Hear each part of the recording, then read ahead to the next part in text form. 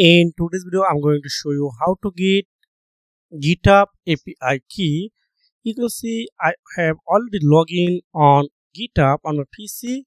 Now I'm going on this three dot, then going on setting. Then you can also click on this logo and going to setting. Then scroll down at the last moment. You can find developer setting and click again. Here is the personal access token.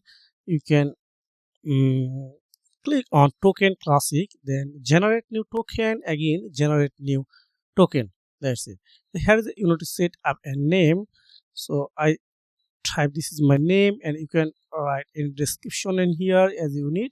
I write it's only for example purpose. Then resource owner. When you have multiple name and accessor, you need to set up one person.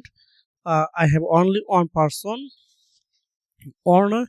Then I select this one and expiration date. Here is that 7 day, 30 day, and 60 day, 90 day. And if you want to set up custom, this is available. You can set up your preference and your own way. I set up 90 day. Then repository access, you can also set up those things as you need. Public, all repositories, only select repositories. Then click now the final things, generate token, and again select generate token. That's it. This is your API key. You can copy and use anywhere.